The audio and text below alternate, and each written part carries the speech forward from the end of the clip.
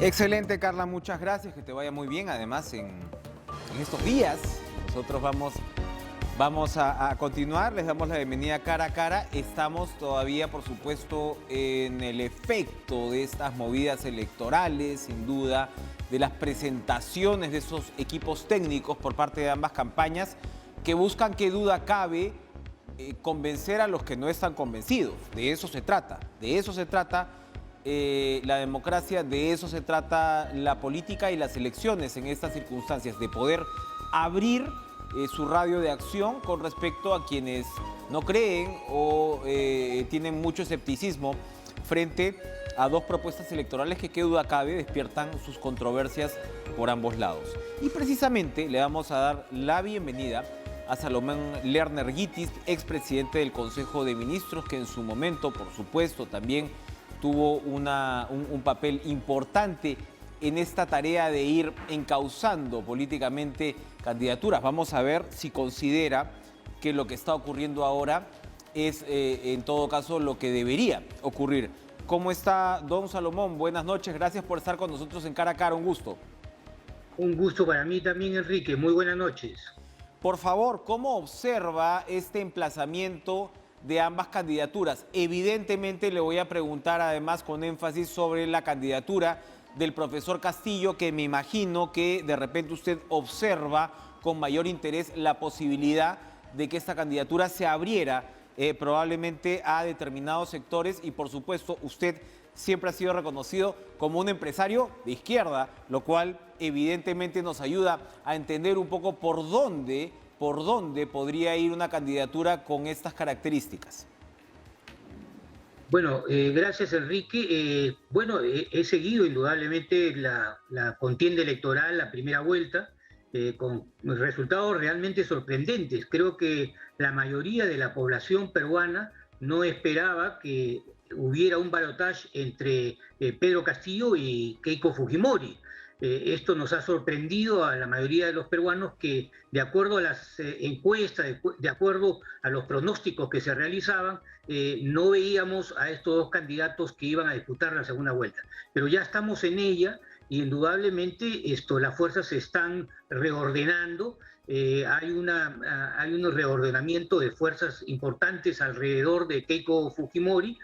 Creo que hay varios partidos que han firmado, o por lo menos han dicho el compromiso de apoyar a esta candidatura, y otros están, sobre todo las candidaturas de izquierda, están apoyando a Pedro Castillo, ¿no?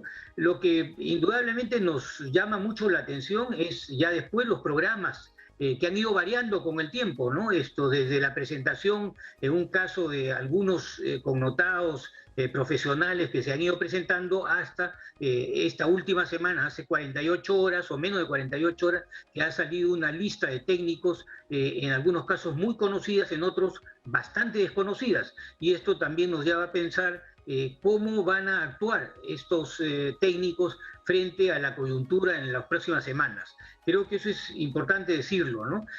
También ha habido compromisos que no nos imaginábamos, de acuerdo a los idearios o de acuerdo a las doctrinas que llevaban cada uno de estos candidatos, de juramentaciones por la democracia, por el respeto a las instituciones, ¿no? Y creo que esto ha sido favorable para el sistema político. Creo que todos en ese sentido debemos alegrarnos de que ambas candidaturas hayan hecho un juramento. Había un compromiso con el pueblo del profesor Castillo y un compromiso de jura hacia la democracia y respeto a las instituciones, que ambos candidatos han juramentado el día lunes frente a un acuerdo de varias asociaciones, las iglesias, tanto cristiana como evangélica, la Asociación Transparencia y la Coordinadora de Derechos Humanos.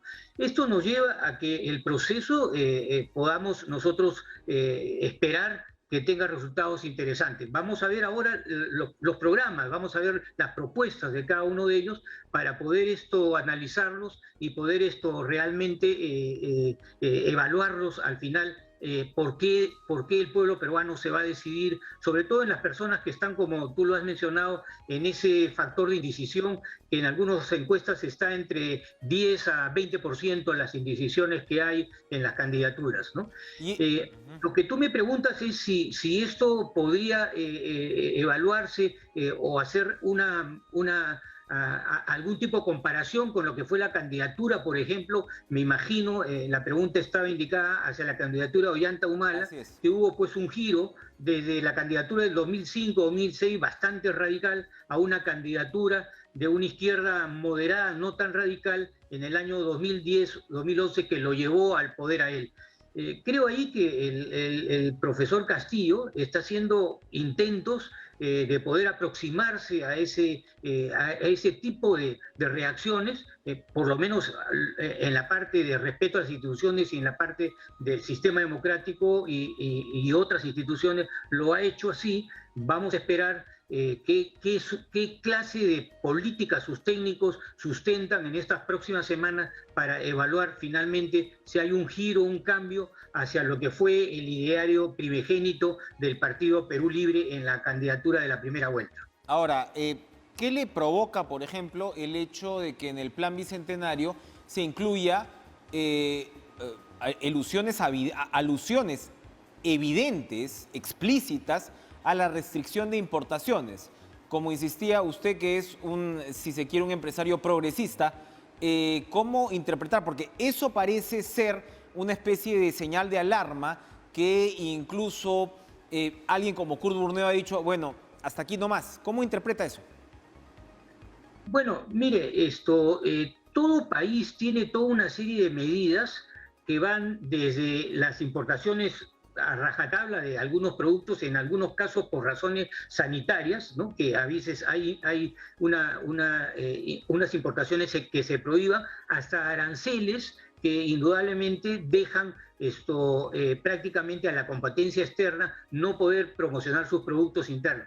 Yo no conozco los interiores de quien ha hecho esta propuesta, pero me imagino que es básicamente para tratar de proteger algunas producciones, por lo menos en el caso agrícola o en el caso de manufacturas, en donde hay muchos reclamos de los productores nacionales en relación a las importaciones de dumping, por ejemplo, de la China en confecciones o de hilados, ¿no? en la parte textil, y en algunos productos agrícolas en donde los precios también llegan con subsidios de diferentes países. Pero indudablemente hay que esperar que los técnicos que han aportado ese principio lo puedan hacer con mucha mayor explicación para poder entender exactamente a qué se refiere ese tipo de prohibición de importaciones. Bien, ahora, por el lado de la señora Fujimori, ¿usted ve espacio de juego o también, digamos, está bastante apretadita en términos de lo que puede hacer para convencer a los escépticos?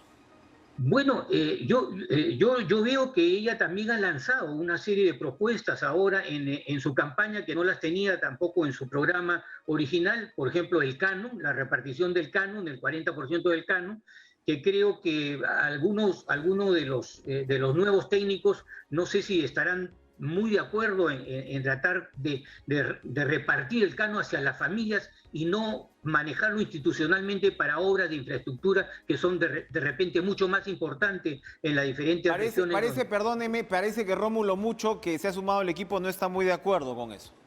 Por eso le decía Enrique que me parece que, por ejemplo, ese es un caso, o en el otro caso, en donde ya se había, digamos, el Ministerio de Pesquería se había puesto dentro del Ministerio de Producción, ahora volver a crear el nuevo Ministerio de Pesca, ¿no? De Pesquería, en lo cual también seguramente muchos de los que están acompañándolo en su equipo técnico no desean mayor burocracia, mayor cantidad de ministerios, sino justamente tratar de que el Estado sea mucho más chico, ¿no? Entonces creo que también ahí hay unos temas que ella tendrá que ir poco a poco delineando y la ciudadanía en general esperando que se continúen o den algún tipo de diferencias en cuanto a su actitud frente a lo que está programando durante esta campaña, ¿no? Ahora, volviendo al profesor Castillo, digamos, es una candidatura de una suerte de, y lo dicen incluso colaboradores suyos, es una especie de estructura aluvional. Usted se refería, por supuesto, a la candidatura de Ollanta Humala, como del 2006 cambia al 2011. Usted jugó un papel en ese tránsito. ¿Cómo observa a Castillo desde esa perspectiva? Porque hasta ahora, claro, Castillo tiene un componente, digamos, enigmático, ¿no? En el sentido que claramente él no es el señor Vladimir Cerrón, pero no se sabe muy bien qué cosa es el señor Castillo a la vez. Bueno, Enrique, vamos a preguntarnos todos con la sinceridad que nos corresponde, ¿no? En estos casos, hablar con demasiada transparencia. ¿Usted cree que alguien que se presentó como candidato a la presidencia desde su origen como rondero, como maestro de una escuela primaria y con un partido en la cual sus objetivos quizá era pasar la valla, llegar a ser hoy día una de las posibilidades de ser presidente de la República? Indudablemente creo que hay que ser transparente y honesto. Esto ha sido una cosa importante para el Partido Perú Libre. Creo que ellos mismos se están en este momento reorganizando para poder afrontar una campaña en la cual puedan salir, es una opción de la que pueda salir como presidente de la República y puedan gobernar el país. Entonces creo que hay todos esos factores que la ciudadanía tiene que entenderlos, tiene que respetarlos y esperamos que la ciudadanía, con su voto democrático, elija al candidato que mejor crea conveniente para gobernar los próximos 5 años en el país. Pero hay que ser sincero, creo que no estaban preparados. Y pienso que en el caso de Keiko tampoco no tenía esa preparación, porque había mucho más posibilidades que Rafael López Aliaga o Hernando Soto, que representaban quizá ese modelo que ella hoy día encarna, también iban a ser los que iban a llegar a la presidencia. Y ella probablemente iba a tratar de pasar la valla para seguir manteniendo su partido político. Exactamente, usted lo acaba de decir, son jugadores, por decirlo de alguna manera, que probablemente estaban jugando el partido a la supervivencia, más, ¿no? Efectivamente, qué pasar a esta segunda vuelta que, como usted señala, nos ha sorprendido a todos. Yo le he preguntado por su perspectiva frente a las candidaturas, pero si yo le pregunto a Salomón Lerner, ¿cuáles son los cambios que el sistema tendría que operar, si es que, o el modelo, como se le llama, tendría que operar? ¿Cuáles son las demandas? ¿Por dónde es que los candidatos tienen que, de alguna manera, digerir, presentar, ofrecer esta promesa de futuro, de mañana, que hasta ahora parece no muy clara? Sí, a mí ahí en ese aspecto sí creo que hay probablemente diferencias fundamentales, ¿no? Y creo que las propuestas en ese sentido sí creo que difieren, ¿no? A mí me parece que en realidad ambas candidaturas van a partir de un principio. El Perú pasa una situación crítica de pandemia que indudablemente ambas fuerzas políticas van a tener que enfrentar. Y creo que ambas hablan de una vacunación masiva, hablan de conseguir las vacunas suficientes para poder hacer esa vacunación masiva, y eso pueda abrir el aspecto importante de lo que es el pleno empleo económicamente hablando, para que las personas puedan regresar a su trabajo y también en otros casos, otras actividades como especialmente la educación, se vuelva a reintegrar los escolares a la educación presencial, que creo que son fundamentales en el desarrollo de un país. Entonces creo que ahí indudablemente ambos están de acuerdo, pero creo que hay diferencias fundamentales en la manera de afrontar cada una de ellas. En algunos casos hay propuestas de dar una cantidad de bonos, digamos, a la población en los próximos meses. Creo que esto difiere una de otra porque indudablemente hay otra forma de ver el problema del gasto del gobierno central y creen que no hay el dinero suficiente para hacerlo. Entonces se van complementando varias posibilidades y son varias diferencias. Y allí también hay cosas fundamentales que en mi criterio debe ser emprendido. Me parece que fundamentalmente es el empleo, ¿no? Un plan nacional de recuperación y de reconstrucción nacional que justamente fije en este déficit de empleo que tenemos hoy día, más de 2,5 millones de personas que han perdido el empleo y que indudablemente requieren en los próximos meses volver a trabajar para poder subsistir. Creo que también ahí hay formas diferentes de enfrentarlo. El caso, por ejemplo, del Fondo Monetario Internacional, que indica que debería darse un bono para recuperar la parte de la pobreza, el 10% que se ha aumentado de la pobreza en el país, con un bono de, ellos indican, 2.700 soles, puede ser en 2 armadas de 1.350 soles, para recuperar un 6% del 10% que se ha perdido en esto. Creo que ahí hay diferencias, me parece que los matices en ese sentido creo que son más agresivos en cuanto a aceptar un tipo de bono para recuperar ese tipo de pobreza y en otro caso no hacer más gasto fiscal y poder tener mayor cobertura para otros fines. Creo que en ese sentido, creo que ambas candidaturas van a presentar probablemente una modificación sustancial al presupuesto del año 2022, que debe presentarse ahora en julio, en los primeros días de agosto debe presentarse, y que seguramente va a ser en algunos casos un presupuesto que debe alimentar una inversión pública importante en el país. Yo creo que si la inversión pública en este momento no toma un rol central, no se va a llegar a los estimados que todos tenemos de recuperación del Producto Bruto Interno, que significa mayor empleo y mayor crecimiento en el país. Entonces creo que ahí ese es un tema, pero para que eso pueda haber el gasto, tiene que haber una reforma tributaria. Si no hay más ingresos tributarios, no podemos hacer más gasto. Y ese es otro de los temas fundamentales que ambas candidaturas deben hoy día ver. Yo creo que la reforma tributaria tiene que haber 3 aspectos fundamentales. Creo que hay un trabajo muy importante de SUNAT que se ha dejado de hacer en el aspecto de la elusión o evasión en cuanto a renta. Se calcula que en renta hay indudablemente más de 49% de elusión y en IGB también aproximadamente 30%, lo que indudablemente esto acompaña exoneraciones tributarias que se tienen que revisar y por supuesto yo considero que sí debería haber un impuesto sobre la solidaridad para que la pandemia pueda ser recuperada dentro del gasto fiscal que ha habido en el último año.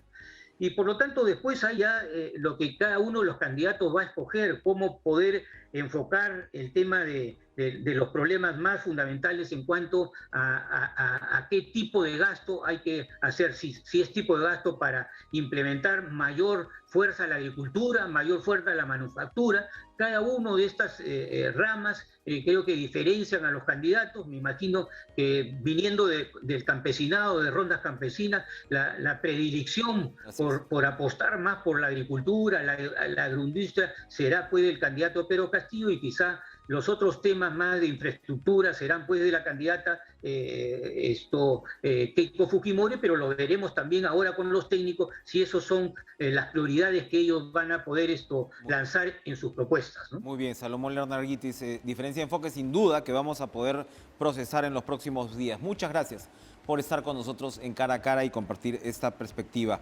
expresidente. Solamente, Enrique, un 30 segundos, nada más. Decirles a todos los peruanos que este es un país muy rico y con un potencial muy grande.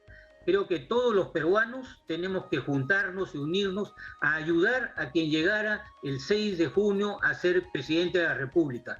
Creo que la potencia nuestra es que vamos a ir adelante y todos juntos vamos a poder tener un país con mucho mayor bienestar.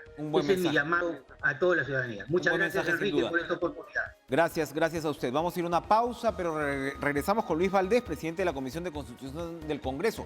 ¿Qué pasa con la cuestión de confianza? ¿Qué pasa con la vacancia en estos últimos días de legislatura? Vamos a conversarlo tras la pausa aquí en nuestros estudios.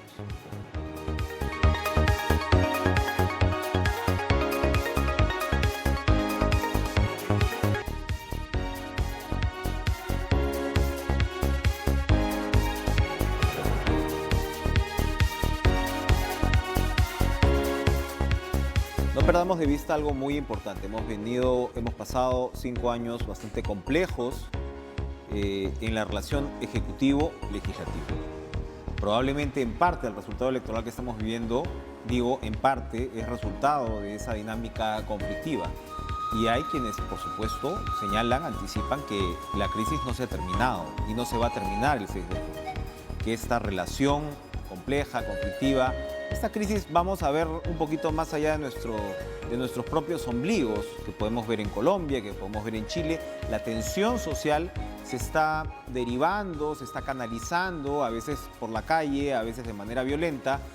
Y bueno, el Perú no tiene por qué ser una excepción. ¿Qué va a pasar con la incapacidad moral. ¿Qué va a pasar con la cuestión de confianza, que ha sido esta suerte de ambas, ¿no?, balas de plata que tienen, por decirlo de alguna manera, el Ejecutivo y el Legislativo?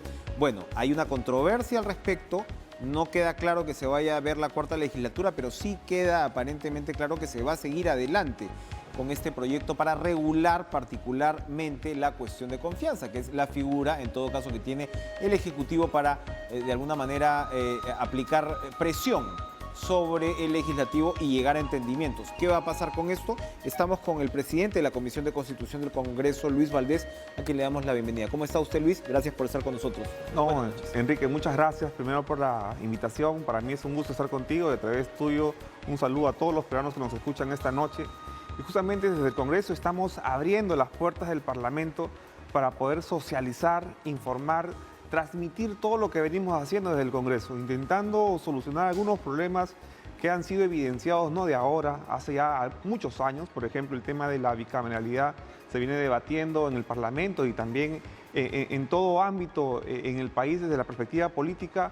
Ya hace muchos años, te digo 20 años, que se viene debatiendo y se ha visto la necesidad de regularla, ¿no? Es más, la Comisión Tuesta es una comisión de alto nivel que hizo algunas recomendaciones de reforma política en el Perú y justamente también concierne y encierra esta propuesta. Así como la bicameralidad, también hay otra institución que necesita de manera urgente ser regulada, la misma Constitución, y me estoy refiriendo a la cuestión de confianza, ¿no? La cuestión de confianza es la figura congresista en el cual, bueno, el presidente de la República o el Ejecutivo dicen, bueno, yo pongo cuestión de confianza para, de alguna manera, presionar, obligar, si se quiere, ¿no?, al Congreso a aprobar determinadas medidas que son consideradas muy importantes y que sin duda alguna, digamos, forzar el consenso, ¿no? Forzar el consenso, como hemos visto en el último quinquenio, que si tenías un Ejecutivo y un Legislativo de distintos signos, decir, bueno, esto para mí es innegociable, entonces ustedes me lo negocian o me lo aprueban sí o sí. Y si el Congreso dice que no, tiene dos oportunidades para censurar gabinetes, ¿no?, como consecuencia, y el presidente pueda constitucionalmente disolver el Congreso.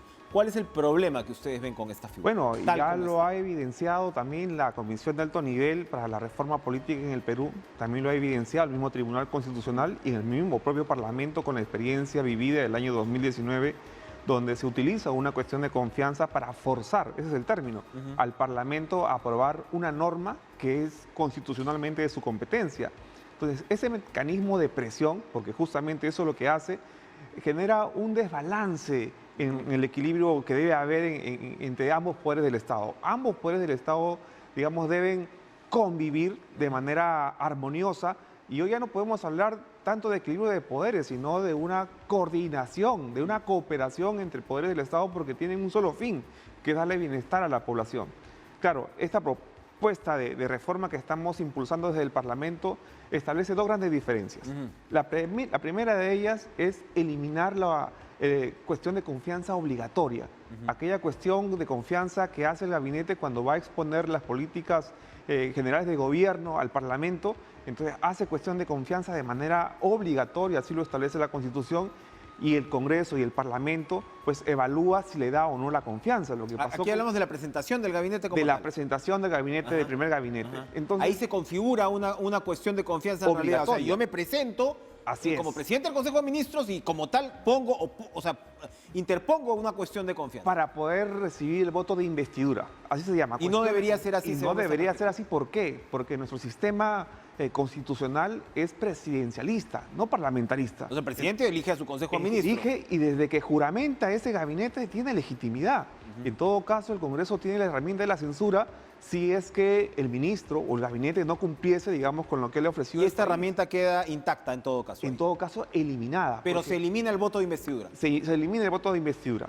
Otra cuestión de confianza que estamos regulando en esta propuesta, por ejemplo, es la imposibilidad de cerrar el Parlamento a través de una cuestión de confianza que traiga consigo una iniciativa legislativa de competencia del Congreso, por ejemplo. La figura de Vizcarra. La figura de Vizcarra, que queda clarísimo y es el ejemplo típico, ¿no? Eso no puede suceder porque hay, sí, un traslape, existe una invasión de las competencias constitucionales del Parlamento que genera una crispación, una crisis política innecesaria y digamos, eso sí... Claro, es esta interpretación constitucional que dice que el presidente dice, básicamente a partir de cualquier figura, de cualquier figura. opones una cuestión de confianza. Pero entonces lo que ustedes nos están diciendo es que la cuestión de confianza se limitaría, o la censura en todo caso se limitaría a que se censure un gabinete. Un gabinete o un ministro. Un ministro, ¿no? también. O el Ejecutivo proponga una política de gobierno y el Congreso no se la apruebe, también, digamos, puede ser una cuestión de confianza. Entonces, esta cuestión de confianza facultativa tiene tres alternativas. Una iniciativa legislativa, ¿no? Otra, la presentación o la puesta de la confianza para un gabinete o un ministro, o cuando interpone, digamos, una cuestión de confianza para que se le apruebe una política de gobierno, de competencia del Ejecutivo. Entonces, la que no, digamos, se permitiría en esta fórmula es cuando invade las competencias del Legislativo, que tiene como prerrogativa la aprobación de las leyes. Y esto en razón de que, Enrique, ya el Tribunal Constitucional, cuando resuelve este conflicto competencial, esta contienda competencial entre el Ejecutivo y el Legislativo, en su fundamento 110, establece nítidamente que urge esta reforma, porque de lo contrario podría generar una ingobernabilidad que trae como consecuencia no poder ejecutar las políticas públicas, digamos, de cara a conseguir el bienestar de la población. Y es muy importante. Está bien, el revés de esto es la famosa incapacidad moral, porque lo que hemos visto es esta suerte de, bueno, yo pongo primero mi carta, tú... Entonces, la incapacidad moral también se regula, la figura de la vacancia por incapacidad moral del presidente de la República, ¿se regula en este paquete legislativo? En este todavía paquete legislativo sí, pero en el proyecto de bicameralidad. En el proyecto de bicameralidad se ha establecido una fórmula donde se establezca también claramente cuáles son los supuestos de incapacidad moral, para que esta causal de vacancia, digamos, sea un poco más restrictiva y no podamos llegar, digamos, a niveles ¿cuáles serían esos supuestos? Insospechados. Porque como se ha, digamos, analizado hasta el extremo, se sabe que la incapacidad moral al menos había sido originalmente conceptualizada como esta forma de, vamos a llamarlo así, de demencia o de incapacidad mental o de incapacidad física, que eso era lo que se discutía en el siglo XIX como incapacidad moral. Y hay otros que señalan que no. ¿Cómo se regula esta incapacidad moral? Tú sabes que los valores, los principios están circunscritos de acuerdo a un estado de cosas, a una realidad social, ¿no? Pero claro, queda claro para esta causal que estamos nosotros implementando en esta reforma, cuando el mandatario que representa a toda una nación, digamos, incumple los principios y valores que son reconocidos en nuestra sociedad. Por ejemplo, la corrupción, el narcotráfico, la violación o la agresión sexual, pues son hechos, digamos... Pero esto está suficientemente regulado en la nueva ley, Luis, porque sigue siendo, pero digamos... por supuesto, está regulado. Estamos hablando por acápites... Está regulado, en la propuesta está regulada. Esperamos entrar a ese fondo de debate, ¿no? Eso es un amplio debate, ¿no? Y por eso es que estamos intentando socializar, invitando a los especialistas, constitucionalistas reconocidos, para que nos ayuden, digamos, a llegar al objeto mismo de la reforma. Es decir, a regular de manera efectiva los hechos o los espacios que hoy son carentes, por ejemplo, de regulación, o existen algunos vacíos o algunas interpretaciones que nos pueden generar una crisis política. De lo que tú has dicho es muy importante y empezaste con una reflexión que es lo que también hemos visto en el Parlamento. ¿Cómo queremos vivir los próximos 5 años? Es la pregunta. Si queremos vivir como hemos vivido los últimos 5, entonces no hagamos nada, dejemos todo como está. Pero si queremos dar un paso adelante y realmente dedicarnos a resolver los problemas del Perú, tenemos que empezar por aquí. Porque de lo contrario, ambos poderes del Estado van a enfrentarse en algún momento por situaciones diversas que no tienen sentido. Con 11 bancadas y con las propuestas de candidaturas que tenemos, que duda cabe, ¿no? Se va a dar ese espacio. Y te doy un dato más, Enrique. Ninguno de los dos sectores del Parlamento próximo van a llegar a los 87 votos. Y son 87 votos los que se requieren para este tipo de reforma. Entonces, digamos, no impulsar, no apoyar estas propuestas que todos han reconocido que son necesarias y prioritarias, pues sería postergar 5 años más esta reforma. El consenso es obligatorio. Entonces, rápidamente, para terminar, hablemos del calendario. Hay, en fin, quienes dicen que están corriendo, qué sé yo, hablábamos ya de la 4ª legislatura. ¿Qué se va a poder aprobar ahora? antes de que termine Mira, la labor de este Congreso? esperemos que la cuestión de confianza se apruebe Ya. en primera votación y también lo que es la bicameralidad, ¿no? Y queda pendiente la aprobación de la cuarta legislatura, que no es otra cosa más que el ordenamiento del trabajo efectivo que tiene el Parlamento. Un dato para todos los que, digamos, de repente no conocen. Un Parlamento ordinario, la gestión de un Parlamento ordinario tiene 10 legislaturas en 5 años. Nuestro Congreso, que es un Congreso excepcional, ¿no?, complementario, ha tenido 3 legislaturas. Entonces, la competencia para ordenar ese trabajo es del Parlamento. En la Constitución de 1979, digamos, la prerrogativa que estableció el constituyente estaba en la misma Constitución en cuanto a tiempos, plazos y fechas para las legislaturas. Pero ya el constituyente del 93, digamos, extrajo ese ordenamiento, programación del trabajo y lo envió al reglamento. Entonces, el Congreso tiene la facultad de autorregular su funcionamiento, de decidir, ¿no?, y debatir, de decidir cuándo debate, qué debate, en cuántas legislaturas debate. Es una competencia del Congreso. Estas 2 leyes que usted nos está planteando ahora, ¿dependen de la cuarta legislatura en su aprobación? Absolutamente. No. Absolutamente, depende. Sí, claro que sí, claro. depende de la cuarta legislatura, porque sería en la cuarta legislatura que se vote, digamos, por la segunda vez que requiere la Constitución, el artículo por la 206. reforma constitucional Así es, de la segunda votación. Y si no se aprueba la cuarta legislatura, ¿esto quedaría en segunda votación para el próximo Congreso? No, tendría de cero. de cero. Entonces, ese es el riesgo. Entonces, mucho se ha especulado, y digo que es una especulación, de que estos congresistas quieren correr con la cuarta legislatura porque tienen la vocación, el ánimo de reelegirse, reengancharse en el Senado próximo, lo cual descarto categóricamente, ¿no? Porque como presidente de la Comisión de Constitución no voy a permitir, digamos, que existe este tipo de iniciativas perversas, ¿no?, o reformas que en todo caso busquen un interés personal. ¿Cuándo se decide si hay cuarta legislatura o no finalmente? Yo creo que hasta antes de fin de mes tenemos plazo suficiente para decidir la cuarta legislatura y estoy seguro que los parlamentarios van a valorar, van a sopesar, digamos, la importancia de estas reformas para la vida política y democrática del país. Bien, gracias Luis Valdés por acompañarnos. Muchas gracias. Congresista de APP, presidente de la Comisión de Constitución del Congreso. Vamos a ir nosotros a una pausa y regresamos con Máximo San Román.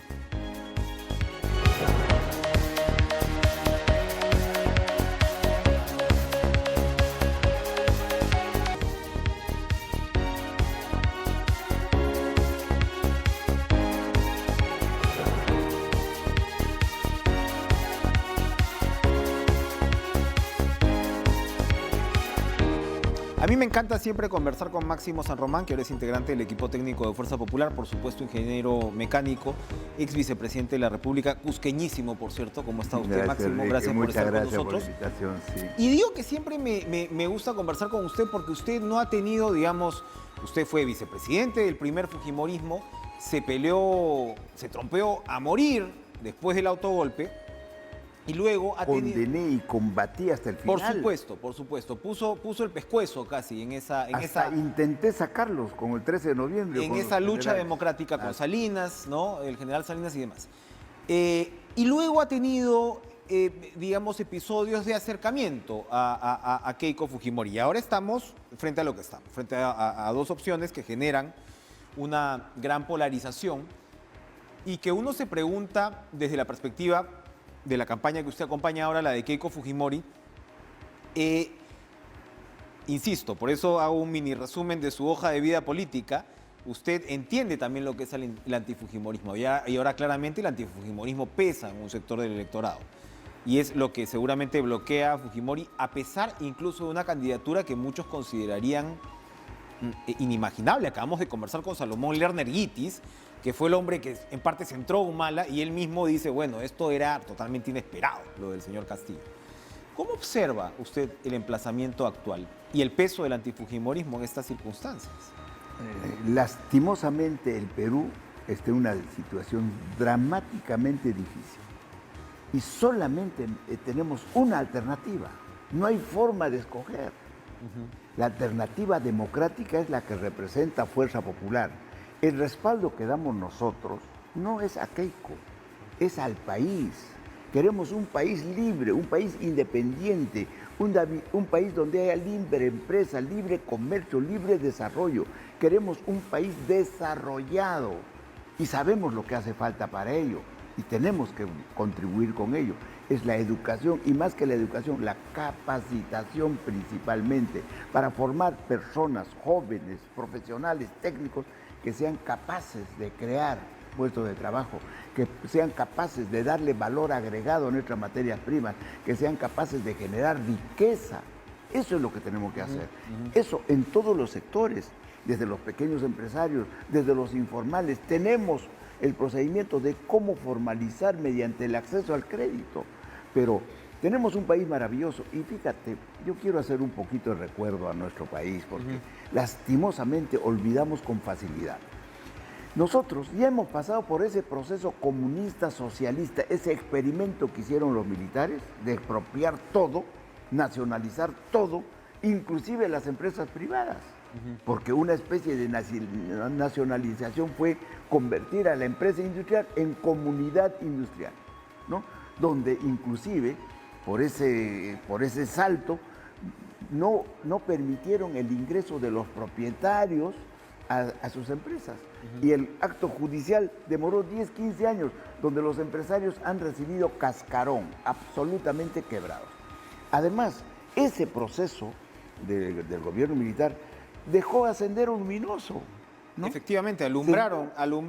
Claro, a Sendero Luminoso. el mismo día que está juramentando Fernando Belaúnde Terry como presidente constitucional, después del gobierno militar, estaba estallando la primera bomba hecha por los terroristas. Y empezaron ahí toda la debacle. Y no solamente eso, provocó que el país paralizara sus operaciones. El país tenía en ese momento 11 ensambladoras de vehículos, de las diferentes marcas. Eso de que quieren cerrar las importaciones, como está predicando, es un desconocimiento lo más total. preocupante en ese plan de Castillo es efectivamente el tema de restricción de importaciones, Máximo. Pero por otro lado, también hay otra forma de verlo, que es decir, ok, el Perú estaba desde la caída del primer fujimorismo, por decirlo así, avanzamos a trancas y barrancas, como diría Bryce Echenique, pero a trancas y barrancas avanzamos. Y en el 2016... Máximo, esto se paró, nuestras políticas de Estado se paró. Usted acompañó a Kuczynski, que Kuczynski tendrá que responder por lo que tenga que responder, pero hay quienes señalan que quien comienza la inestabilidad del Perú, o más o menos acelera la inestabilidad del Perú, es Keiko Fujimori. Tenías todas estas políticas de Estado, reforma del Estado, servir, en fin, programas sociales, qué sé yo, etc., que ahora tenemos que recuperar. Pensión 65, por supuesto, beca ¿no? 18, cosas ¿Qué duda importantes. cabe? Lo que hay que hacer con el sector minero, las reformas a la agroexportación, todo esto. Todo esto se paró porque entramos en esta espiral indetenible de inestabilidad. Y muchos dirían, con alguna razón, que fue la mayoría fujimorista del Congreso la que provocó esto. Entonces, claro, hay dos formas de verlo. Hay, claro, esta amenaza comunista que para Castillo no es tal, pero hay la otra forma de verlo que es también, bueno, esta inestabilidad política que sembró el fujimorismo en la oposición. ¿Qué responde usted a esto ahora desde este lado de la, Lo que pasa es que de la ventanilla? Fujimori, el gobierno anterior y todos ellos, ya el pueblo le perdió el respeto al Estado, al gobierno. Y recuerdas el tema del baguazo, el tema de la toma de carreteras, se ha puesto ingobernable, incontrolable. Se fue erosionando, pero la señora Fujimori pues tenía el control del Congreso. ¿Y qué cosa hizo con el control del Congreso? A eso voy. Ahora ella pide un voto de confianza en ese sentido. ¿Y no tenemos un pasivo ahí? Hay un pasivo que Keiko lo ha reconocido, el errar es humano, ha reconocido que ha cometido graves errores al momento de haber participado en esos procesos de desestabilización. Pero lo que sí es verdad, hemos perdido una extraordinaria oportunidad. Los planes de gobierno, tanto de Fuerza Popular como de Pedro Pablo, eran muy similares. Eran hacia el desarrollo, hacia la libre Peor empresa. peor aún, por eso mismo. Entonces, esa actitud tendrá que resarcir, porque es una deuda que tiene Keiko con el Perú. Y eso es lo que quiere hacer. ¿Y lo sabe ella? ¿Lo tiene, usted cree? Usted tiene que haber conversado otra vez con ella ahora para sumarse. Lo tiene claro, sí. Yo no me he sumado a Keiko. Yo me sumo a la democracia, porque yo ya he dado en una oportunidad y he ofrecido mi vida en defensa de los principios democráticos, en lo que hiciste después del golpe del 5 de abril. Yo he arriesgado todo absolutamente. Entonces, en ese sentido, yo sigo en esa misma lucha. Yo no quiero que mi país caiga en un proceso comunista, estatista, con las fronteras cerradas. Ni China tiene las fronteras cerradas. El comunismo queda efectivamente en Corea del Norte, Cuba y ya sabemos lo que hay. Venezuela también. Pero hay una mayoría del país que exige cambios. Y usted es un hombre que viene, digamos, del Perú profundo, del interior del Perú, y usted tiene que estar conectado con eso. ¿Cuáles son los cambios que se plantean? Porque el statu quo no puede seguir como está. Los cambios tienen que ser una corriente de... Primero, tenemos que convocar la participación de todos. Primero, tenemos que sacar de la pobreza a los campesinos que viven en las alturas. Primero, tenemos que también convocar a los pequeños empresarios, a los informales, que se formalicen. Pero para eso tenemos que crear las reglas adecuadas para que se formalicen, no a presión, no a persecución, sino con incentivos. Por ejemplo, el acceso al crédito. ¿Por qué no tiene un pequeño empresario un acceso al crédito? Y si lo tiene, es al crédito del agiotista o del prestamista. Cuando no cumple los compromisos, le mandan la moto. Eso no puede ser. Tiene que haber un acceso al crédito formal, que es 12, 13% de interés anual y no 300, 500% de interés. Y eso se puede conseguir mediante la creación de fondos de garantía, que para eso, con el gobierno de Pedro Pablo, yo conseguía 1.000 millones de soles que están durmiendo en COFIDE para fortalecer los fondos de garantía. Y a través de ofrecer créditos baratos a través de la banca, porque la banca también, cuidando sus intereses, no arriesgan en el pequeño empresario un crédito para darle a 12%. La banca siempre gana, ¿no? Siempre gana. Entonces, hay que acercar a la banca. Entonces, con la negociación que hicimos con la banca, me dice, bueno, que me garantiza el Estado. No te puede garantizar el Estado, pues, ¿no? Bueno, en este caso sí, por la pandemia está garantizando. Bueno, hemos visto que sí, que el Estado puede garantizar en determinadas Sí, pero en situaciones normales tendría que ser un fondo de garantías que garantice por el Estado. ¿Y esa plata está? Esta plata está, no se está utilizando. En la sierra, en la parte alta, donde todo ese pueblo está limitado a ser pobre de por vida, y hemos encontrado una fuente de energía, fuente de riqueza para convertir en un emporio de riqueza. Hemos encontrado una alfalfa que se llama Dormancia 350, que crece hasta 5.000 metros, donde hay tierra. Hay que sembrarlo, hay que cultivarlo, y no necesita una gota de agua de riego. O sea, no hay necesidad de hacer tremendas represas y costos de infraestructura, riego tecnificado, nada. Bueno. Y con eso podemos crear ganado de alta calidad, de doble propósito, carne y leche. Y fíjate cómo es el efecto multiplicador. Hoy día un agricultor cría una vaquita sin ningún propósito y lo vende en 1.000 soles. Pero si cría esa vaca que hemos traído desde Austria, una vaca de genética que produce 50 litros día, y en este momento ya está comprobado, ¿no?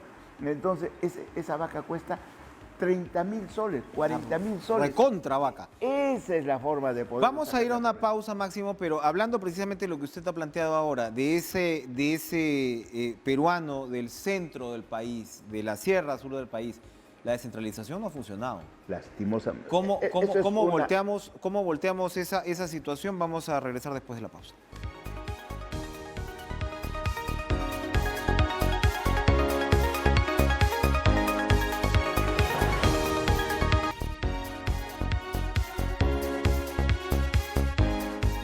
Máximo San Román, le conversaba antes de la pausa. Hay, sin duda, el resultado de esta elección en parte es una reacción del peruano postergado, del peruano que siente que el modelo, como se le llama, ¿yo para qué voy a pelear por el modelo, señor Máximo San Román, si no me ha beneficiado para nada? Es un poquito el mensaje que manda este peruano. Y esto tiene que ver con el funcionamiento del Estado, porque mucho se dice que la minería ha dado miles de millones, que las actividades agroexportadoras han dado miles de millones, y esto no llega a ese ciudadano. Reforma del Estado. ¿Cuáles son las prioridades? ¿Cómo hacerla? ¿Cómo apurarla? Eso es un trabajo eminentemente del legislativo, pero la iniciativa tiene que partir del ejecutivo y eso tiene que buscar la concertación. Por ejemplo, el primer trabajo que deberíamos hacer en reforma del Estado es la reforma del Poder Judicial. Un país donde no se hace justicia oportunamente es un país paria, un país que provoca la corrupción. Pero el Poder Judicial es autónomo. Autónomo, pero tenemos que concertar con ellos, porque es el Perú que está por delante. Igual es con con el aparato opresor del Estado. Tenemos muchísimas dificultades, inspectores por todos lados. El empresario se siente agredido en su sociedad, no se siente apoyado, respaldado para que pueda exportar. La economía de China se siente cómo está despegando porque hay un apoyo de un gobierno socialista, imagínate. Pero hay una libertad de empresa. Entonces queremos ver que nuestro país pueda desarrollarse y pueda tener competitividad. Esa es la clave. ¿La descentralización funcionó? ¿No Lastimosamente no. Fue un acto irresponsable del presidente Toledo, que simplemente por facilidad dijo cada departamento que sea una región y no logró cohesionar las regiones que tienen intereses comunes. ¿Tenemos que volver a las macrorregiones? Tenemos que buscar cómo hacer. Eso es otra reforma importantísima para desarrollar nuestro país. Y tenemos que además integrarlos. La mejor manera de integrar a los pueblos son las vías de comunicación, porque las trochas que tenemos lastimosamente retrasan y maltratan hasta el traslado de los productos y demoran. Tenemos que hacer buenas pistas, buenas autopistas, buenos túneles y tenemos que hacer el tren, que ya lo habíamos previsto inclusive con Pedro Pablo, hacer el tren desde Tumbes hasta Tacna. También lo ha ofrecido López Aliaga en su campaña, pero lastimosamente eso no se ha podido concretar, a pesar de que esos proyectos se hacen sin recursos del Estado. Se hace una concesión a 20 o 30 años y nos entregan la red y los ferrocarriles más modernos para que beneficie a nuestro país. Bueno, parte de lo que hemos pasado estos últimos años tiene que ver con eso, ¿no? O sea, proinversión se quedó paralizada también. Todo en medio de la inestabilidad política se va paralizando. Máximo San Román, muchas gracias por venir a visitarnos. Gracias, Cara a Cara. Enrique, encantado. Esta noche, suerte entonces en lo que queda de la campaña. Gracias a ustedes. Sigan en la sintonía de TV Perú, sigan con En Pared. Lucho Trizano les trae todas las novedades deportivas. Nosotros nos reencontramos mañana. Muy buenas noches.